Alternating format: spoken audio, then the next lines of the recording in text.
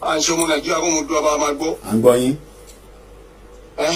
So ìgbà tó pè mí láàárọ̀ yìí ìyẹn Ramon Azeez.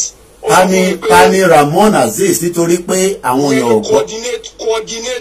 coordinator OPC Gani Adams. Okay. ọ̀pọ̀ tó wọ green nínú picture tí wọ́n gbé jáde nínú àwọn mẹ́ta tó gbé jáde yẹn. bẹ́ẹ̀ni. So òun ló pè mí láàárọ̀ yìí pé torí èèyàn wa ni. àgbọ́yé. So òun ló pè mí láàárọ̀ yìí pé wọ́n ti bá wọn pé àwọn ti wà ní Ìbàdàn báyìí o ipe nǹkan tó ń sọ yìí àwọn pé wọ́n fẹ́ gba fóònù àwọn o wọ́n ní káwọn sáré pé wọ́n láwọn gbé àwọn lọ sí kí wọ́n dẹ̀ ti charge àwọn wọ́n ti gbé kéèsì pé ṣe arson and murder wọ́n gbé láwọn lórí. So before you know what is happening ó dẹ̀ máa fi di nǹkan bí 4 hours later nǹkan bí aago 12 yẹn ó tún pè padà wípé wọ́n ti fẹ́ gba fóònù lọ́wọ́ àwọn wọ́n ní káwọn pè ló ti pè ìyàwó ẹ̀ ń gbà yẹn so kó ní kó tún sáré pé àwọn ọmọ tó ń gbé àwọn lọ kó tí wọ́n máa gbé àwọn lọ so nǹkan tá a gbọ́ láti yẹn fóònù yẹn lọ́mọ́ so la ṣe ń parọ́ látàárọ̀ yẹn pé káwọn èèyàn dìde kán jọ ọ́. nípa àti bọ̀bọ́ kejì yẹn Àtíkù la máa ń pè ìyẹn ní sẹ́kẹ́tìrì wọn níbẹ̀ yẹn ṣe rí OPC zone wọn wà ní ẹ̀sákè ẹ̀yìn ó dára jẹ́ tó bá wọn gbọ́ dáadáa ó garage gbogbo ọ̀rà OPC zone kan wà ń bẹ̀ sẹ́kẹ́tìrì wọn àti coordinator ni òun yẹn lọ́dọ̀ àwọn méjì mi ò mọ ẹni tó wà láàrin mi ò mọ̀ yẹn àwọn méjì ọ̀ dáadáa. ọ̀dà. tó jẹ́ Ramon Azeez tó jẹ́ coordinator. ọ̀dà. ẹjọ́ kẹ́kọ̀ọ́ Nàìjíríà kí ọmọ òfìfú kẹ́kọ̀ọ́ àdìyẹ o. ìyá yóò jọ àgbo ó dàbí wọ́n fẹ́ fi wọ́n fẹ́ pé Fúlàní ara ń ta wọ́n sì. kọ́ má bẹ̀ lọ fìyà kọ́ má lọ fìyà jẹ wọn bóde ń suspect wọ́n ti mú bàgá ẹ̀sìn wọn máa gbé wọn sàbújá ni o. wọ́n ti dájọ́ fún wákìlì wọ́n ti ọ̀rọ̀ wákìlì sí wa ń kọ́ tó wọ́n ti sọ pé wọ́n ti sọ pé ó padà ní owó ẹjọ́ Wednesday àbí ọ̀ṣọ́ on the 17th wọ́n fẹ́ dájọ́ wákìlì so wọ́n jọ tó lọ lọ́hùn. ṣé nígbà tẹ́yìn pé mi nísìn ǹjẹ́ ẹ ti láǹfààní bí a bàbá wa Ìbà Gani Adams I'm sure pàwọn náà ti wà wẹ́ẹ̀. èmi ò láǹfààní àti bá wọn sọ mí mo ṣe fẹ́ gé ẹ̀tọ́ lè fi ṣe àkó tó lọ́dà ìpọ́rọ̀ ya àwọn èèyàn tí ì gbọ́ o. ọ̀dà nígbà tẹ́ ti sọ nísìn ohun yẹn ti jáde àwa náà máa sọ lé lórí mo dẹ̀ mọ̀ pé tílẹ̀ bá máa fi mọ́ ìgbésẹ̀ a máa lọ lórí ẹ̀ bí a ṣe ń sọ̀rọ̀ lọ ẹ ṣé gan alàgbà tí wọ́n pè mo mọ̀ pé ti pè mí tẹ́lẹ̀ mo sùn tẹ́lẹ̀ ni àtúnṣe dìde ni ẹ ṣé gan ni. A lot of us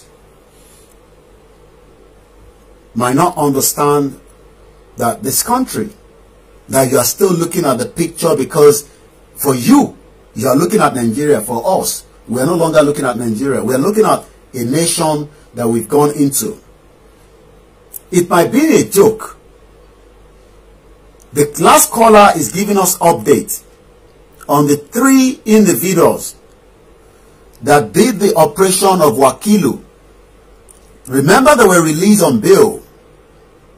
I can confirm from this caller that they've been arrested, and as of today, nobody have heard anything from them again. My question then is this what we want? Is this how we want to operate? I'm sure those that have, okay, I believe there's another caller, and let's go straight to the caller. The number to call is +4475 940509979. Good evening, caller, and welcome on the board. Mr. Koiki, good evening, sir. Ẹ káàbọ̀ sórí ètò. Yeah, Tolu Ademiluyi ló ń pè láti Indianapolis, America. Go ahead, sir. Ẹ kú iṣẹ́, ẹ kú àtúntò. Ọlọ́run ó kú odò àwọn alálẹ̀lẹ̀ yìí, àwọn alálẹ̀lẹ̀ wa bàbá wa wá gbè mí, wá gbé gbogbo wa. Àwọn nǹkan tí mo fẹ́ sọ ojú pé ẹ jẹ́ ká mọ báwa náà ti lè contribute. So mo máa send the message ní lórí WhatsApp. Private chat ní lórí account information yẹn. Okay. tó bá dẹ̀ jẹ́ pé any other materials lè feel pé it's easier to get from the United States, please let us know. Okay. If you have to go represent anywhere, we'll fly down there to do the needful. All right, sir. No problem. Thank you very much. Yes, Ashegani. what I always thank you very much for again to so many of us that want the old Yoruba to be free. Some people, again, we have all worked with different Nigerian association, and like I said, you know, sometimes you are part of the Nigerian doctors. You can still be part of that association, but you continue to tell them that you are now, as a Yoruba man, a Yoruba woman, that is working for a total self-determination out of that country called Nigeria. Whether your friends, your colleagues, your professional colleagues believes in you or not, you know what you want. Well, bá ṣiṣẹ́ for 40 years nílùú òyìnbó, tó bá máa fi délé, they will not have anything called Nigeria, not to talk of something called Yoruba land. Àní níjẹ̀bú òde àwọn Chinese tí wọ́n ti lo dynamite, wọ́n fi ń fọ́ oríṣiríṣi níbẹ̀. Tẹ́ bá máa fi délé, èyí tẹ́jọ́ mọ Jẹ̀bú Òde, Ọlọ́run jẹ́ kẹ́ rí nǹkankan tó máa ṣiṣẹ́ fún yín. I know this caller, and mute the background and go ahead as well. Calling from Germany. Yeah, ẹ káalẹ́ bàbá, ẹ ṣé. Yeah. Olúwaṣánmi lórúkọ tèmi láti Germany. Mo kí yín pé kú iṣẹ́. Thank you. Mo dẹ̀ ní orin kan tí mo fẹ́ kọ fún gbogbo ọmọ Yorùbá. Torí mo ṣe ń bá yín sọ̀rọ̀ lọ́wọ́lọ́wọ́, inú mi ń dùn, ayọ̀ mi ń kún. Orin tí mo fẹ́ kọ fún gbogbo ọmọ Yorùbá tó kù lágbàáyé ni wípé ọmọ Yorùbá ẹ lọ fọkàn balẹ̀ o, torí pé láìpẹ́ o òmìnira ti dé. Mo ní ọmọ Yorùbá ẹ lọ fọkàn balẹ̀ o, torí pé láìpẹ́ o a máa kúrò lóko ẹrú. Mi ò lè máa dá dúró lórí ìbẹ́yẹn, ẹ kú iṣẹ́. Lórí àwọn kíní tí a máa ta ṣe need bí àwọn flyer yẹn, ẹ jọ̀ọ́ ẹ fún mi ní template. I will do so. Then ibi tí a bá máa fi ránṣẹ́ sí náà mọ̀ bóyá àfún location we're not going to disclose that on air, so but tó bá ti ready ibi tó máa send it sí àsọyìn fún àwọn tẹ́ bá jọ communicate lẹ́yìn. Yeah. Ó dà sá. Ọ̀rẹ́ ẹ ṣé gan ni. Ẹ kò send message sí mi pé send us the template, you know, and you can do 200, 300, 1,000. It doesn't matter how many you do, and it doesn't mean that it's for me alone. It's been circulated among every one of us up to the last end of the Yoruba land. Eshegoni, excellent. You know, it's also, you know, Tebanwo, excellent TV on YouTube. That is the brother that just called. Working tirelessly, making sure that all our messages, in Nigeria and saying, it's difficult for me to upload on YouTube. And I've said it, use all our videos. Let's, Cherry, helicopter to pieces. Ṣé tó bá gbé contract fún yín pé tí Koiki bá ti ń ṣe tán ẹ máa pieces gbogbo video yẹn kẹ́ chop a lè máa wọ WhatsApp, a lè máa communicate ní gbogbo bí tó yẹ kó lọ. Every one of us have different talent tọ́lọ́run fún mi tẹ́lẹ̀dùmarè fún mi gẹ́gẹ́ bí ọmọ Yorùbá òun lèmi ń lò ìdẹ̀ máa lò délẹ̀ gẹ́gẹ́ bí ọmọ Ìjẹ̀bú torí èmi ò ní gbà eléyìí tájọ́ tẹ̀sẹ̀ bọ̀ à ní gbà fight to finish ni, and we will do everything to enlighten our people. A máa wọnú ìgbèríko wọ́n ní wọ́n ní jáde sórí títà àwọn wo nílẹ̀ Yorùbá ṣé mara ló máa sọ pé a lè jáde ní àbí Yorùbá ọlọ́pàá ló máa dá wa dúró pé intent ṣe yẹn orúdì sófin òfin wo under world constitution táwa ti abandon tó bá dọ̀la ẹ gbọ́ gbígbígbí ọ̀rọ̀ ẹ jẹ́ àfihàn sílẹ̀ títí dọ̀la, but in terms of fún yín ni pé again going back to the Nigerians across the world, and I'm not saying that you should fight. You should no. We are very peace loving. Àwa la accommodate èèyàn jù lágbàáyé. Ẹlòmíà ní ẹnu wọn kò no. Àwa Yorùbá, àwa la nífẹ̀ẹ́ ara wa jù. Nífẹ̀ẹ́ ara wa. I know a máa ń bára wa jà. Normal nìyẹn, àtayédáyé nìyẹn. But what I'm saying is, any professional organization you find yourself, you need to start also telling them your own stand. If they like, they believe you. If they like, they don't believe you. You must tell them that as a Yoruba woman, as a Yoruba man, working in that organization, whether you are their secretary, if they do not like what you are saying, then you resign from it as peacefully as possible. But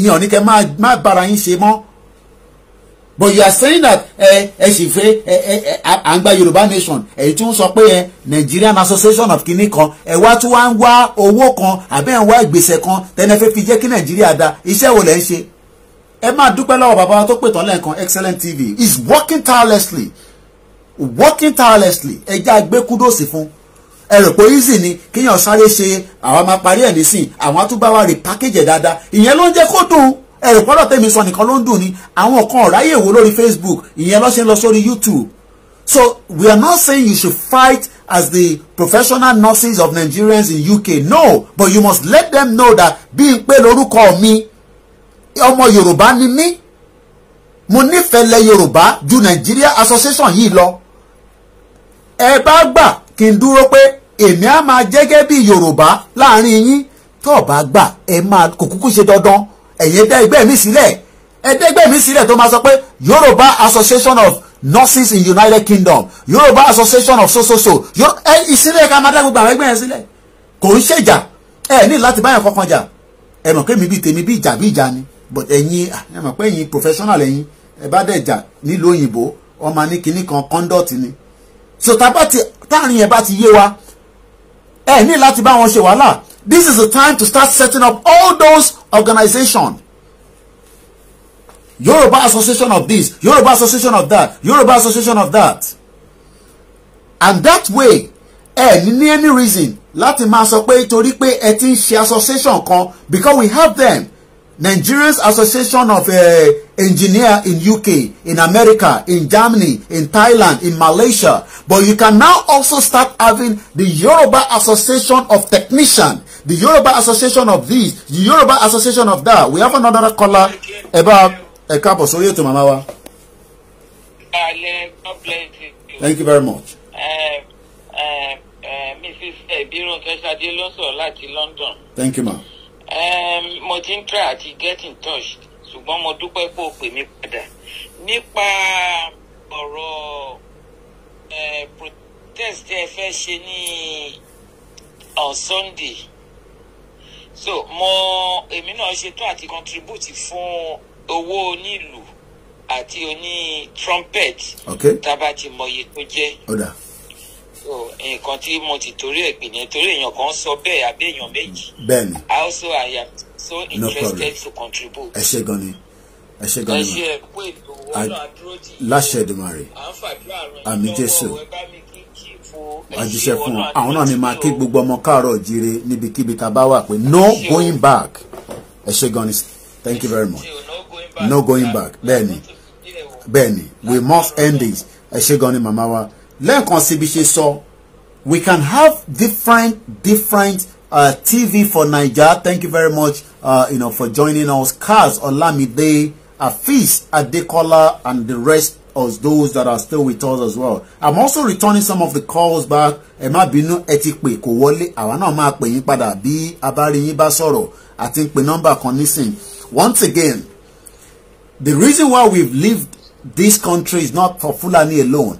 We are a fine, loving people, and we must respect our tribe, our culture. And let's go straight to the next caller. Hello, caller. Hello, Baba. Ẹ káàbọ̀ sórí ètò sà. Ẹ káalẹ́ sà. Àwa nìyẹn. Ẹ káàbọ̀ sà. Orúkọ mi ni Ẹ̀jẹ̀ Olúwamáyọ̀ láti Ẹ̀dẹ́ ní Kwara State. Kwara State. Ẹ ṣé ẹ kú fẹ́ wa. Ẹ káàbọ̀ sórí ètò. Ṣé ẹ níná ní Kwara báyìí? Ṣé iná wà? Iná wà lọ́dọ̀ títí wa díẹ̀díẹ̀. Àdúpẹ́ fọlọ́run. Díẹ̀díẹ̀ náà ni. Ẹ̀yin náà sá mọ́ náà papọ̀. A mọ bó ṣe ń lọ. Iná tó ti ba gbogbo nǹkan tó wà nílé jẹ́. Títí ò da pàápàá. Títí ò da. Títí ò da rárá. Bẹ́ẹ̀ ni bàbá. Kò sí èèyàn lé lóko èèyàn lé lódò. Ẹ bá wa dá sétò náà. Àgbàdùn yín. Pé Oòduà adúgbò náà pé Oòduà ti jáde. Bẹ́ẹ̀ni. Adúpẹ́ akó oríire òní oríire ó bá wa kalẹ̀. Àṣẹ Èdùmàrè. Oríire ó bá wa kalẹ̀ o. Àmín. Ẹ dákun àwọn èèyàn bí a ṣe máa ṣèdánilẹ́kọ̀ọ́ fún wọn ní gbogbo ìgbà lóòrèkóòrè tí wọ́n fi gbọ́ bóyé náà ló kú báyìí Ọlọ́run sì mọ̀ fún wa ṣe. Àmín. Ọlọ́run mọ̀ fún wa ṣe. Àmín. Láti ìgbà tẹ́ ti wà lásìdì mo ti máa ń gbọ́ programu yìí láwọn ìdẹ́ máa ń dùn agbọ́rọ̀ Ọlọ́run ní kúsọ́nà bí èéfín. Ọlọ́run fún wa ṣe orílẹ̀-èdè tá a ti gbà ní awareness táwa sí lónìí káàkiri gbogbo àgbáláyé làwa ṣe agbọ́rọ̀ Ọlọ́run àǹkábàámọ̀ ajírèbọ̀ bẹ́ẹ̀ ni ẹ dákun ìlú àwa gbogbo ilé láǹdẹ̀ lẹ́fírídì ní gbogbo gbàlá ń sọ fún wọn pé àníṣe àṣe kò sí jẹ́ Nàìjíríà mọ́ bẹ́ẹ̀ ni àwọn ò fẹ́ mọ́. Ẹ ṣé gan ni. Gbogbo wa káàkiri láti sọ fún wọn àgbọn Ọlọ́run ló sì mọ fún wa sí àgbọn Ọlọ́run ẹni táwọn ẹ bá bàbá Sunday Igboho ní kí wọn. Once again, tomorrow will be a press conference, world press conference at 5 p.m. where Professor Banji Akintoye will be speaking to every one of us. Ẹ̀gbọ́n sókè ẹni tó wà lórí ìlà. Hello Mr. Toyi. Ẹ káàárọ̀ láti bí. Ẹ káàbọ̀ sà. Ẹ ra sà ní Ayọ̀délé Peter ló ń pè láti US. Ẹ kúṣẹ́ gan-an, àdé rí iṣẹ́ yín, àrí ọwọ́ yín, Ọlọ́run fún yín ṣe kálẹ́kálẹ́, Ọlọ́run fún yín ṣe dílẹ̀dílẹ̀, àdé rí in fact inú wa dùn sí gbogbo news tá ń gbọ́ yìí, inú wa dùn gan-an gidi, àti mẹ́gbẹ́gbẹ́ tó máa já sí náà nípa máa dé ilẹ̀ ìlérí láti wò níwájú yìí.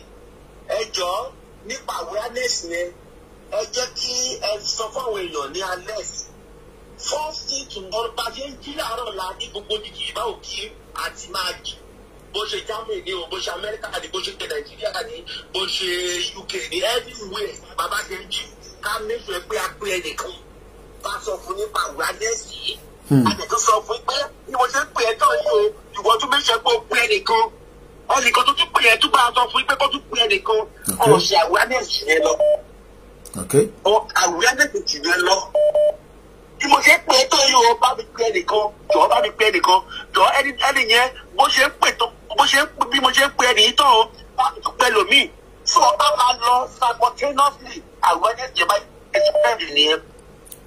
ẹlẹ́kejì ni pé ẹjọ́ flag wa ó wà symbolic flag wa wà important flag yẹn kì í ṣe pé for instance tó bá jẹ́ pé ó lọ sọ́dọ̀ state kì í ṣe pé kó dé sí kìkì Àkúrẹ́ àti Ondo town àwọn ìlú gbòmí wà bá ṣe dé àkókò kó máa sọ wọn yẹn kì í ṣe pé tó bá lọ sí Èkìtì kó dé Ìkẹrẹ àti Adó Èkìtì wọn kó lọ sí Ọ̀rà Èkìtì kó lọ sí Ògùn Èkìtì flag ó ṣì ẹjọ ẹ sọ fáwọn èèyàn kó gẹ́tì flag yẹn available flag yẹn ní síbọ̀ ọlọ́wọ́ pẹ̀lú ẹjọ́ ìfẹ́ lómi láàyè. ẹ ṣe gan ni those at home I won't say don't have enough but àwa la máa ṣe àwọn materials yẹn fún gbogbo àwọn ìgbèríko tẹ́ ń sọ yẹn ẹ wá pé àwọn tó jẹ́ èèyàn tiyín tó wà ní ibẹ̀ tẹ́yìn náà bá ṣe tẹ́ pè wọ́n nílé pé mo donate 100 flag fún agbègbè mi community yẹn nìkan kọ́ lẹ̀ kọ́ ṣe sókè kọ́ dẹ̀ send pictures yín àti video pé ó wà níbẹ̀ ẹ ràn mí lọ́wọ́ ẹ ràn gbogbo àwa tájọ́ ń ṣiṣẹ́ yìí lọ́wọ́ lára àwọn tí àwa náà ń ṣe ó ń lọ síbi tó yẹ kó lọ but ní ìyàn kọ̀ọ̀kan tẹ bá gbé ìgbésẹ̀ pé ẹ bá wa ṣe 50 ẹ lẹ́mọ́ ibi tó yẹ kẹ́ lẹ́mọ́ àwọn British máa ń ní nílé ni wọ́n máa fi ń ṣe fàájì pé tí ọba ní kankan tó fẹ́ ṣe lójú window wọn báyìí ẹ rí British flag. Once again, a very good morning to those that are still with us.